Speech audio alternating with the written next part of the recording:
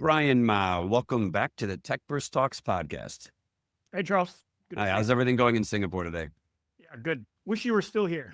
I know it's kind of lonely without you, but at least we had a week and a half together in Singapore, so it's a good start. Yeah. So today we're going to get our annual updates from you on what's the latest with smartphones and devices. And there's one thing that's on everybody's mind, which is the tariff situation. So we're going to cover that. But also you were in Taipei last week for Computex. So we'll get some insights about what's going on there as well. And the one I want to start with is this whole China situation with the tariffs. And initially, the U.S. said they were going to increase tariffs on smartphones and components up to 145%. They then reduced that down to 30%, and then China lowered theirs as well. So the market loved that. It was great news. But really, what did you think of that announcement? Did it really matter that much for the device manufacturers? No, because the devices were already exempt, right? Actually, a few days after that whole 145% deal, they already said as part of this whole semiconductor effort that it was mostly exempt. They're still subject to a 20% baseline tariff or fentanyl tariff. But I think maybe back to your question, though, the reason why the markets breathed such a big sigh of relief after this most recent deal in early May, despite the fact that electronics coming in from China were already partially exempt. The reason is because, of course, clarity, right? Finally, like an encouraging sign that, oh, there's progress that can be made in this trade war. These parties can come to an agreement, even if it's still 20, 30%, whatever it might be, and still some uncertainty, but at least it's not as uncertain as things were back in April, right? You remember back in April when Liberation Day came around and then, 90-day pause and whatever this and that. It was kind of like every other day, everyone was like, oh my gosh, what is going on? What's going to be next? And there was just so much confidence that was sapped from the industry. So I think in that transition period, in fact, if we look at this entire tariff spectrum, we started back in February at 10%, moved to March, was like 20%. Going to April, it was all sorts of craziness. And then finally by May, it was kind of like, okay, at least there's something clear, a little more clear now. Granted, we're not out of the woods. There's still that day 91 is still approaching as we start getting to July. But at least the early signs that we saw from May were that, okay, there's a little more clarity now, and maybe there are some agreements that can be made. As far as the electronics go, don't forget, the electronics are largely exempt. And by the way, a lot of these vendors are steering around this anyway by shifting manufacturing elsewhere. But the other thing to keep in mind, too, is that it's not just about the direct impact to the prices from the tariffs. The other thing is just the broader economic impact to everything that's going on. When businesses, fast-moving consumer goods, furniture, automotive, whatever, aren't sure where those tariffs are going to land and how they have to adjust their supply chain, that negatively impacts purchasing decisions, not just for the IT departments of these businesses, but the employees who don't know where their next paycheck is going to be as an individual consumer looking to buy. So those are the things that we need to keep in mind. It's not just the impact to the tariffs or the tariff impact to the prices of the products, but also from a demand side, if you will. And I think the uncertainty is the key here. It's just been skyrocketing since all these tariff situations and the threat of trade wars, because we're at record levels of uncertainty when it comes to trade and economic policy right now. And that's seeping down into the consumers. So who knows where the demand's going to come from? And would you really want to buy a new phone now if you don't know what it's going to cost? But I wanted to go a little bit more into what the OEMs were doing, because we talked about this when we were together in Singapore a couple of weeks ago. Apple's strategy had a pretty quick workaround to this. So what was Apple going to do to get around the situation with the tariffs in China? Sure. So Apple's been pretty good, much more nimble than I thought they would be in working with its suppliers to redirect its US-bound products from locations like Vietnam instead, or India for that matter, right? India for iPhones and then Vietnam for Macs and other products. So in that sense, at least back then, right, they did their earnings call at the end of April. Back when they were talking about this at that time, this was something where we were looking at basically they could effectively get around this China tariff, or rather the tariff that the US imposed on products coming from China, because they were able to get their products through Vietnam or India. And India is a good example for the iPhone. You may have seen some headlines on this, right, about them airlifting a bunch of products out of India and redirecting them to the US. Keep in mind that Apple has already been manufacturing in India for quite a while. Now, a good part of that is for the domestic market. But a good part of that is also for the EMEA region, right? Europe, Middle East, Africa region. And what ended up happening then is, and we were seeing this in a lot of the shipment records too, hey, you know what? They were able to redivert a lot of those units that were meant for export from India over to the EMEA region. They were able to point them to the US and get them over there, especially in that scramble when back in that April timeframe where there was a lot of uncertainty on what was happening. So that basically is what they've been doing. They've been redirecting a lot of these volumes through other countries. And some of the other OEMs, like obviously, I don't think Samsung's manufacturing too much out of China. They do a lot of it out of Vietnam. I checked the numbers on this. So depending on which stat you use, Samsung accounts for between 20 and 30% of the GDP coming out of Vietnam. So if you add that with Apple as well, you got to think at some point the US is going to go, wait a minute, we got to start putting tariffs on Vietnam. But what about someone like Samsung? How are they going to be impacted, do you think? Yeah, exactly. So Samsung, as you rightly pointed out, they've been in Vietnam for a very long time, right? In northern Vietnam, outside of Hanoi. But I guess what was interesting, maybe to tie your point about Samsung and Apple together, I guess what's interesting is even if they're directing things out of Vietnam, as you may have heard Trump over the past weekend or at the tail end of last week, basically was telling Tim Cook that even if you're routing stuff over to India or if somebody like Samsung is routing through Vietnam, Trump wants stuff built in the US, not being diverted to another country like India and Vietnam, right? For any iPhone or an equivalent Samsung phone that is, it doesn't matter if it's being built in India or Vietnam, I'm going to hit it 25% as long as it's not made in the US, which is quite interesting as well. And I don't think I've seen this before where they're actually targeting individual companies with tariffs like this. And especially a domestic brand. They're actually going to harm that brand by doing it. But there were all these examples that came out after the initial announcements about how if you tried to actually manufacture an iPhone in the US, the cost for the building materials of it would go up from $850 to $3,500 per phone. Now, I'm sure that's an exaggeration, and a lot of it's just clickbait and gaslighting. But I mean, does Apple have any manufacturing in the US right now that could help them with this, where they could easily transition over? And if not, like how long would this take for them to actually be able to manufacture it there? Yeah, totally. It depends on how you define the manufacturing. They do have a plant in Texas doing like high-end Macs, desktop Macs, but quite limited. So the shorter answers to your questions are that, yes, we've seen estimates from anywhere from just 3 months time to set everything up. If we're talking about just very, very limited, simple kind of manufacturing, like basically all the last steps that you do through the manufacturing process. But more realistically, probably about 1.5 to 2 years to get the factory set up, get people hired, get everyone trained, do all the quality control, all that kind of stuff. It's quite a bit of an effort if we're really talking about full-on manufacturing and assembly going on there. It's not an easy undertaking. It certainly does add cost. And maybe to your example, regardless of if it ends up being a $3,000 iPhone or only even $2,000 iPhone, it's still quite different from a $1,000-ish iPhone. There's pricing pressure upwards. I think what does get interesting is if the cost really is so high, let's just assume if we were to manufacture something in the US, it does hit like a $2,000-ish kind of a price point. Maybe in that sense, that 25% coming out of India or Vietnam isn't that bad. Granted, it's still an increase, but we have to keep in mind, particularly for iPhones and for US buyers, most of these are, I wouldn't say telco subsidized, but you basically pay on installment plans in the US for phones. It wouldn't be as bad, but yes, of course, I don't want to understate or undermine how significant it is. It's still pressure on the price of the product. And that, of course, is going to be the challenge. I think that they will ultimately still come to a resolution which won't be so bad. I think that Tim Cook very well knows that Trump needs a victory here. He needs to be able to say, yes, this is what I was able to achieve. Now, whether that means an iPhone or all iPhones being manufactured in the US completely, probably not going to be that extreme. Maybe it'll be certain things like, we will do final assembly of some of the more premium products here. Maybe iPhones, maybe to my earlier point about how they already assemble very high-end Macs in Texas, right? They can do some of the, because those are premium products already, right? So given the high cost of labor in the US, that price point was already high in the first place. So what if the resolution here is that Tim Cook says, okay, well, we'll manufacture the high-end products in the US or do final assembly or whatever it might be. We'll see where this goes. I know I'm oversimplifying this because the problem with doing the high-end products in the US is you need a lot of the component suppliers in China to help.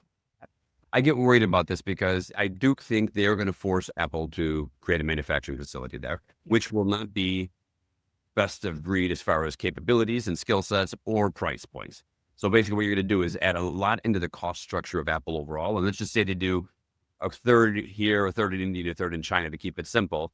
You're suddenly adding a lot of cost to that, which will then have to increase the prices globally for this, or at least in the US. And I think that's the big risk on this. But I do agree they will probably come up with some kind of resolution. He needs a win more than he needs anything else. So he just wants to say, yes, I forced them to pay billions to put together a manufacturing plant, and that's good for America. But I mean, trust me, I don't feel overly confident about getting a really high-end technical product coming out of the U.S. with their manufacturing right now. We should move on from this because we could just talk about this one forever. But now let's go take a look at some of the other smartphone manufacturers. So does this actually create an opportunity maybe for some of the Chinese manufacturers to go to other parts of the world where maybe there's going to be a little bit of anti-American sentiment, or it could be eventually anti-Apple sentiment, or is China's market for their devices still going to be locally?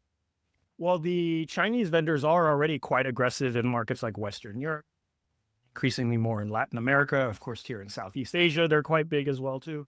So they've already been doing so. But you notice out of that list of geographies that I just rattled off, didn't include the US, right? Because the Chinese vendors generally are not in the US. There's a few here and there. There's Motorola, which is owned by Lenovo.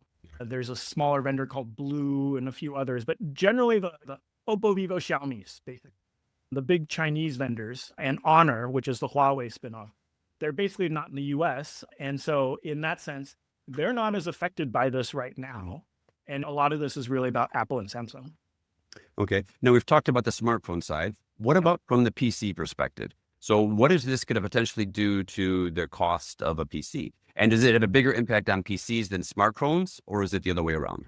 No, very much so. I'm glad you brought it up because, yes, the impact is bigger on the PC side. PCs, you have more units being built in China rather than overseas. And that's mainly because of, well, the assembly and the design of the products, right? PCs are bigger. There are more discrete components. And so in order to assemble a PC overseas, you've got to be able to move a broader ecosystem of component vendors along with you. Otherwise, the logistics costs of getting some little obscure component together becomes too expensive. Whereas a smartphone, because it's so much smaller, everything is integrated into an SoC, right? A system on chip where you can integrate a lot of the various components. And you have what's known as a semi-knockdown, basically, assembly, which makes it easier to assemble smartphones, relatively easier to assemble a smartphone outside of China than it is for PCs. Now, it's not to say that the PC vendors haven't been taking steps to mitigate this. Dell was already quite aggressive. Even, I think they realized during the pandemic as well, too, they needed the so-called China plus one strategy. So they were already quite aggressive in moving a lot of their supply chain over to Vietnam. Now, in that sense, you have other vendors like HP and Lenovo and so forth who are further behind Dell, but HP has been impressively nimble in being able to move its products as well. HP, in its most recent earnings call, said that 90% of their US-bound products by the end of this year were going to be made outside of China. So they've been able to leverage, I think, Thailand and some other Southeast Asian countries in the process. Asus, as another example, has also been able to leverage Southeast Asia.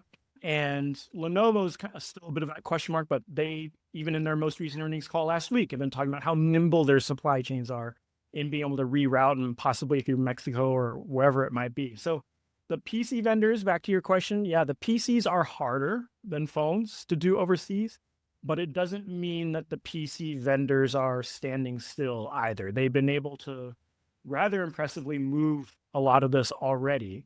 So I know that the U.S. strategy for doing this is to bring a lot of manufacturing back to the U.S., but I do think it also creates quite a bit of opportunity. I mean, just the list of countries that you were talking about there, where people are starting to ship their manufacturing, so it's China plus one. Do you think you're going to see a lot more going into Southeast Asia and into India? And could that really be a boom for those economies?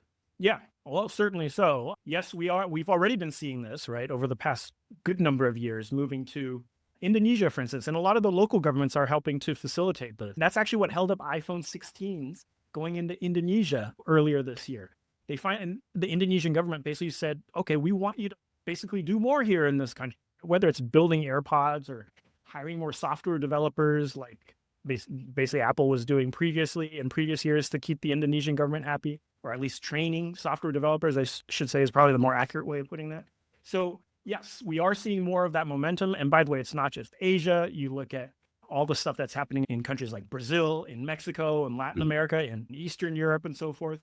Supply chains are quite global, and Lenovo always makes a good point of this as well, too, that they have manufacturing in locations all around the world. In fact, most tech vendors, including Intel and others, generally try to talk about this point. So there's increasingly more and more of this momentum happening. And to your point, yes, theoretically can help with the economies as well, too. You talked about Samsung earlier with Vietnam and what a big contribution they make to GDP.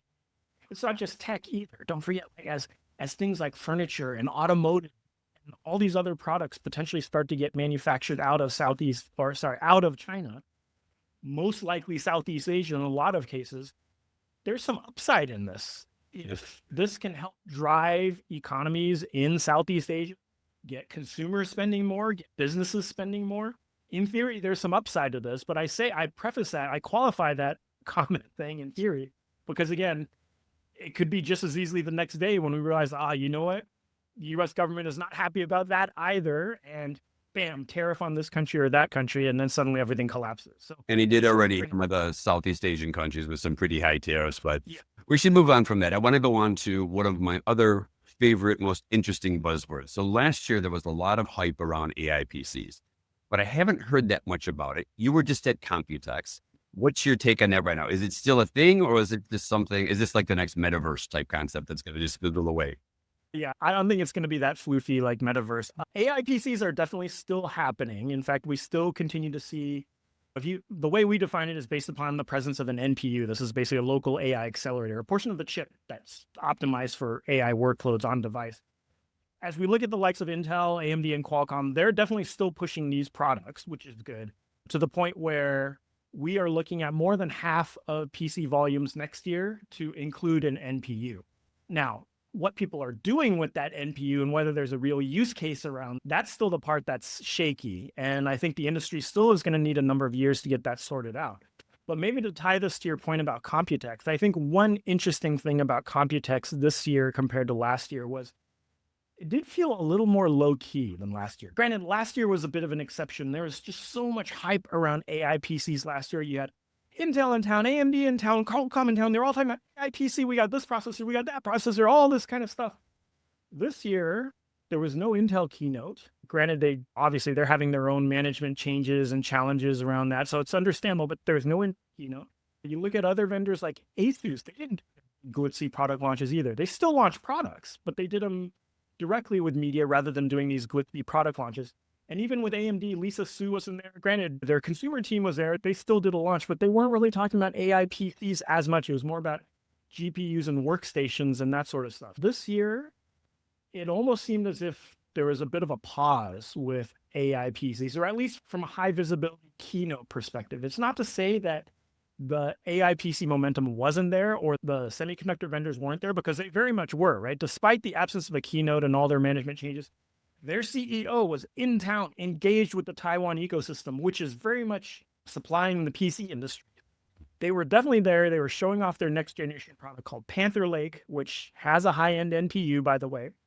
AMD was certainly there. Qualcomm was there. They had PC OEMs like Lenovo, HP, Acer, Asus on stage. So the momentum was still there, but it was much lower key compared to last year. And of course, the other thing with Computex, by the way, as much as it is a PC show, in the past couple of years, it's become a Jensen Huang show from NVIDIA, because he's just such a rock star, especially in Taiwan, where literally there's crowds. There was one day on the show floor of Computex, he happened to be on the show floor and they had like all these ropes cordoned off. I was like, okay, it's like Lady Gaga that's here or something. It's like, no, it's Jensen Huang walking the floor, signing autographs and stuff. He, of course, is very much now a very big fixture at Computex, but his discussion or announcements were really more about things like data center AI and all the AI factories, and of course this new building that they're building in the northern part of Taipei.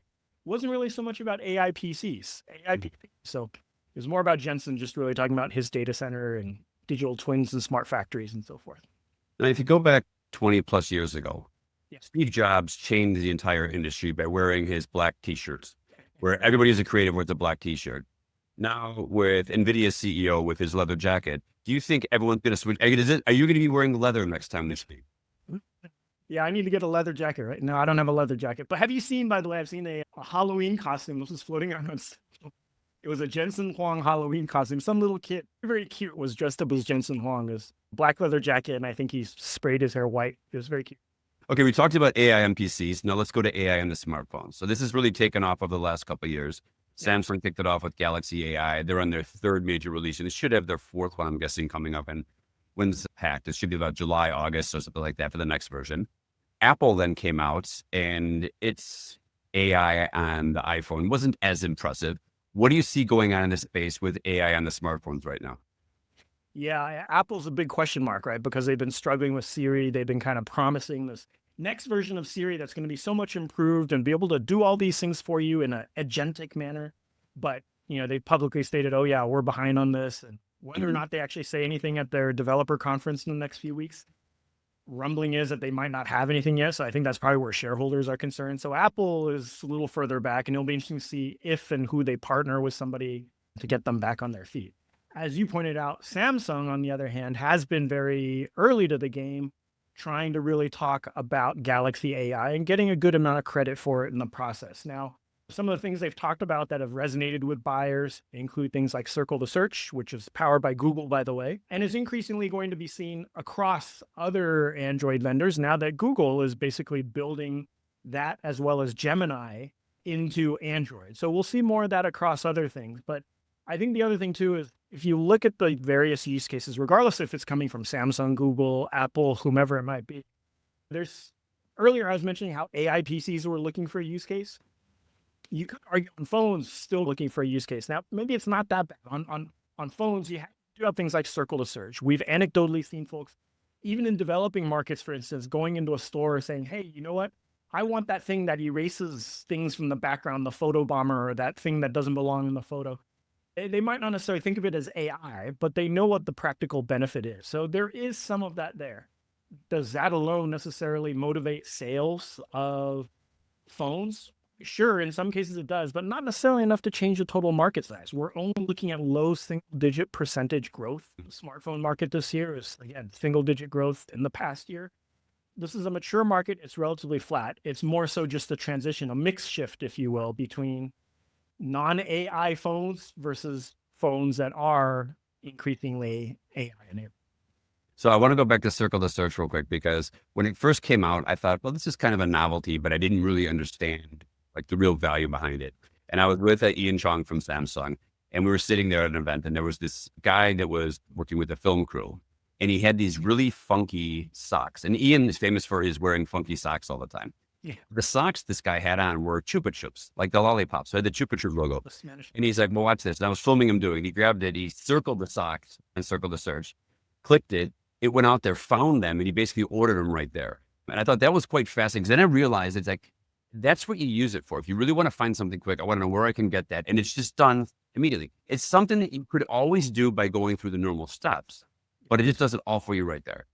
Yeah, what you want to do is reduce that friction, right? Make it as easy as possible to do something. And the trick is also to get it beyond just a novelty, right? A party trick, if you will, and get it into something that's really practical. And I think that's where it gets interesting, because developers are going to come up with interesting stuff. We just don't know what that is, right? Everybody asks, what is that killer AI use case for a consumer? There's still no obvious answer. It might be us that actually figure it out, because if you remember back with telecoms, SMS was not supposed to be a big thing. It was just something that you launched as a feature, but they never knew it would actually take off and then turn into the whole messaging world. But that became the big thing, and it was us, the consumers, that decided it. So maybe it's one of these things, it's out there, but it might not actually be some of the main vendors that come up with it. It might be us on the demand side going, actually, this is what I want to do with it. Yeah, users will come up with it. User definitely shouldn't underplay the role of consumers or users in this process. By the way, one other thing we should bring up is a very big announcement last week from OpenAI, which was that they were acquiring Johnny Ive's startup called Ivor, which the idea here is to design a piece of hardware, undisclosed. They still didn't give a whole lot of details around it, and most likely it'll be some kind of a puck without a screen or something like that. They said it wouldn't be a wearable, but we'll see what it is. But my point is, earlier I was talking about how we need to reduce the friction as much as possible in order to use AI services. That's basically what Sam Altman was saying in the launch video, right? He was saying, how do you access OpenAI today? You pull out your laptop, you open it up, you open the web browser, you go to the OpenAI website and you type in your prompt. There's too many steps in that process. So how do we make it easier to remove all of that friction to access these AI services? And whether or not that manifests itself in glasses, ring, watch, pendant, pin, I don't know, whatever it's going to be. And hopefully with the magic of Johnny Ive, there's something cool here that comes out of it. But the point is that as we look at all of these AI players, whether it's OpenAI or Microsoft or Google and all these guys, if you look at what's really happening here, it's about finding means of distribution of these AI services. That's why you've got Microsoft pushing Copilot through Windows, through Office, through every property that they have, Bing, Edge, all that kind of stuff. It's why you've got Google pushing Gemini through Chrome, through Android, through Workspace, everything that they have. That's why it'll be increasingly interesting to see how not only folks like OpenAI play through this, and of course, OpenAI, don't forget, they're actually powering part of Siri. Also, whatever they may be doing with Johnny Ive's company. And then you think about other companies like Perplexity, which have actually been quite proactive in working with device vendors. Now, granted, with smaller ones like Motorola and Nothing. Nothing's a small Chinese phone vendor, by the way, in case you were wondering what that company is. But these are, what you're seeing here is these guys are looking for means of distribution. Perplexity, by the way, was very eager when the US government was chasing after Google for antitrust issues and suggesting the idea that they'd have to sell off Chrome. Guess who would want Chrome, right? Because it's so omnipresent that it'd be a great way to distribute AI services. This really gets quite interesting between how hardware and devices and the type of hardware that you use collides with these services that need to meet consumers where they are, to meet the users where they are, and make it as easy as possible to use these services. This is what'll get quite fascinating in the next 5, 10, 15 years. I tell you that just, if you think that this industry's only been around for a little over 2 years now, maybe 2.5 years, how fast it's taken over everything. And I saw a stat, actually I used a stat at an event in Singapore recently that showed that AI take up within enterprises surveyed by McKinsey has now risen to 78%, but it's taken them since 2017 to get to this point. And in 2 years, Gen AI is almost right behind. It's about 71%. So you're seeing this massive, quick uptake on it. And I just think it's fascinating how it's not only them that are talking about it, but I mean, it's taken over my personal life, the way I do my work, the way I do everything right now. I mean, I never use Google to search anymore. So it's just sort of like, I think it's going to be a very interesting few years.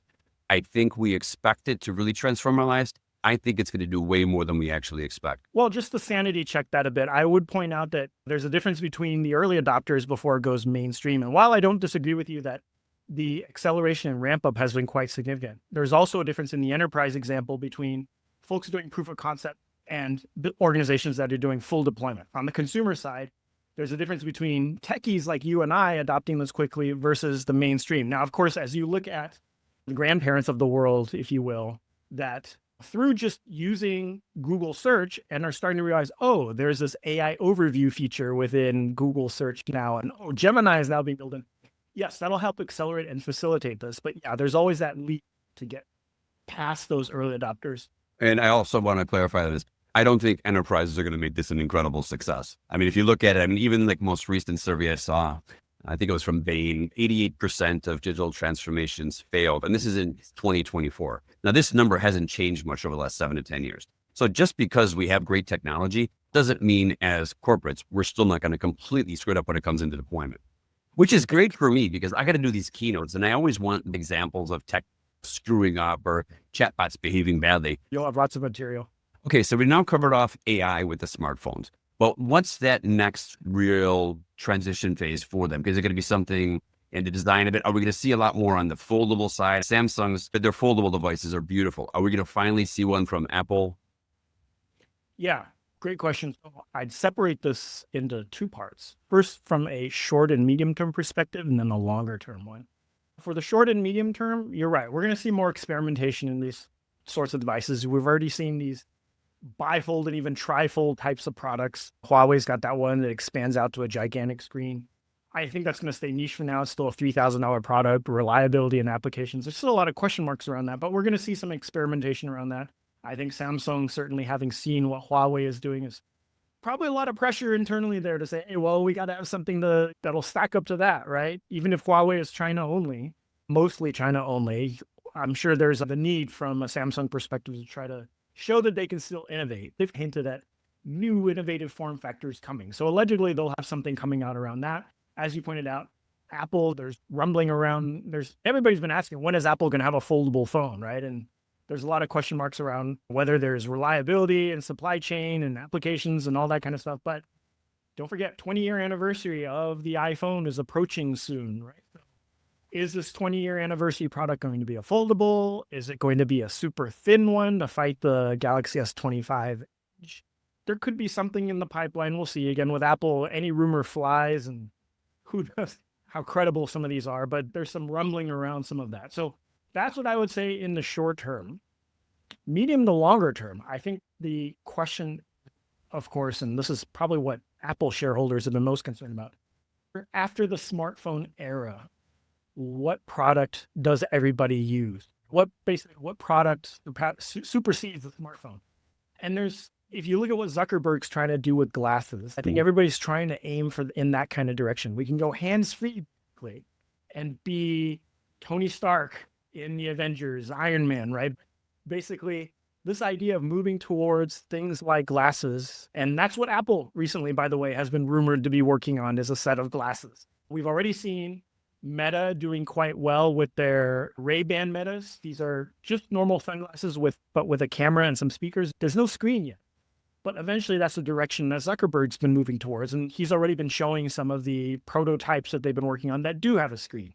So that's the direction that we're moving in the longer term. But I still think we're very, very far away from that. Many years, at least 5 years, if not longer. Because if you think about it, things like battery are a huge thing. Things like brightness, if we really are having a screen, brightness when you're in broad daylight. And what kind of resolution are you getting on these things? It's not going to be like you're watching a 4K Netflix video on one of these little screens. It's probably going to be more simplistic. So I don't think we're there yet. And I think it's still quite a bit further away. And so in that sense, the smartphone's still going to be here. But maybe to tie this to the earlier discussion we just had about OpenAI and Johnny Ive, well, what is that new product they're working on? Is it some kind of a puck? Whatever kind of product it's going to be. That's going to be some interesting stuff that happens in the longer term. Short term, yeah, let's see if it's a tri-fold foldable or even a bifold phone from Apple. I do have questions. I mean, you're talking about it from the technical feasibility, but I'm looking at it from us as consumers. Are we ready for this? Remember with Google Glass? Google Glass was an amazing piece of kit, and that's 10, 12 years ago. But we weren't ready for it socially because we think it's creepy that someone's walking around filming music. But the other thing, more importantly, that I want to come back to is twice you've mentioned Johnny Ive with the fuck. Now, what if they actually did it as 2 pucks and we could basically be like print this layout? So maybe that becomes a whole new design thing we're going around there with 2 pucks on our head and then some funky glasses and just looking like complete and utter idiots. This could be our future. And you know what? You're touching on a very good point, which is the problem that the wearables industry has had for some time is tech and fashion don't always mix very well. Right? And glasses, fortunately, Facebook kind of did it right by partnering with Ray-Ban. That actually did work out. But in a lot of these cases, is society even ready for that? Yeah. For, like you said, having things like cameras everywhere. That'll take some time. It took a while even you remember when Bluetooth headsets first came out, right? It's kind of like, why is that dude talking to nobody over there? And it took a while for society to accept that, oh, he's talking on the phone now. We all know now that they're talking on the phone. But it was weird back then when you first saw somebody with that first Bluetooth headset. It's like, talking to nobody. All right, so let's look at some future trends here. And I'm going to look at it from the negative side. If you go back through the smartphone industry over time, so I'm old enough to have had the Palm Pilot, which went away. Then there was a Handspring Trios, those went away. Then you had your Nokia devices, Sony Ericsson, BlackBerry, which we both worked on together when we were at IDC, all went away. What do you think is going to happen? Are you going to see that Apple and Samsung can maintain their lead in the Western world, and then China's just going to be able to continue, like a lot of these vendors like Xiaomi and Huawei still do well in the rest of the world? Or do you think some of these might be set to rise up or fall away? Yeah, that's always the tricky part, right? And that's, again, probably where Apple shareholders have been a bit concerned about whether Apple, especially if they're behind in Siri, right? Whether they can maintain that lead, especially as AI gets more integrated into these devices. So obviously can go a number of different ways. I'm not trying to dodge the question, but I think the concern, of course, is it's back to that earlier point. What is the thing that, as we move past the smartphone era, what does that technology look like? And maybe to your point, who is the supplier of that in the process? Who is the primary player? Is it OpenAI and this hardware startup that they acquired? Is it a Chinese vendor, like you pointed out? I think that's basically where a lot of the big question marks lie. I would think that you'd still have, with the existing incumbents today and the R&D that they have, there's still going to be a lot that will put them in a good position. But yes, incumbents inherently get disrupted. They got to be on their toes as well too, because whether that small startup that comes along and just pulls the rug out from under them, that's of course the concern. Now, also, let's take one last look back at Computex. So you mentioned it was a little bit more low-key this year than it has been in previous years. I hardly saw anything. So what I'm wondering is there anything else that I missed that I should be aware of from Computex this year? Computex, like I said, is primarily, or at least it's been known as a PC show, but a lot of the talk was about data centers, which I don't cover, but that's what Jensen Huang was talking about with NVLink and doing this connective tissue behind all the suppliers around these accelerators that can be built in the data center and these gigantic racks.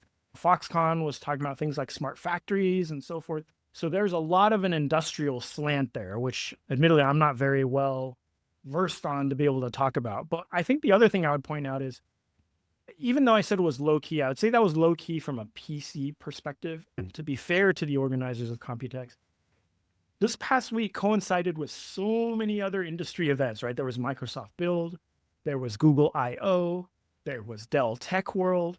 There were so many events all concurring at the same time.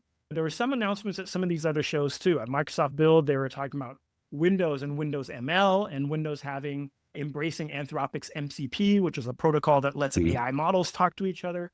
Google I/O, they talked about how Gemini is being integrated into more and more layers of the stack. So there's a lot of additional stuff that was also happening over the past week. And Dell, by the way, Dell Tech World, here's an interesting one. At Dell Tech World, they unveiled a workstation. It was a mobile workstation, so it looks like a laptop, but it's got a couple of Qualcomm data center AI chips in the device, basically for AI researchers to run their AI models without having to use a data center, which was quite interesting. And Qualcomm didn't talk about this at Computex because they were waiting for it to be announced at Dell Tech World in the US. And then the next day in Taiwan, oh yeah, I saw the product, but they had it on display after it was finally unveiled. So anyway, my point is, it's not just about PCs, of course. And in fact, to my earlier point on NVIDIA, yes, they were also talking about DGX Spark, which is it looks like a PC. It's like a server that's been compacted down into the size of a PC. Sits on the desktop for an AI researcher to run Linux on and train and I think run inference on these on this box, DGX Spark, $3,000 box. So anyway, it looks like a little Mac Mini kind of little square form. It's amazing where innovation is going to come from. We're just talking about the fanciest devices and how many megapixels. Now it's anything's AI related. Now you can get a data center chip inside of a little box. Bryan, thank you so much for joining us again on the podcast and to sharing us your latest thoughts. I hope to have you back on again, and I hope to see you for more meals. Take care. Yeah, thanks.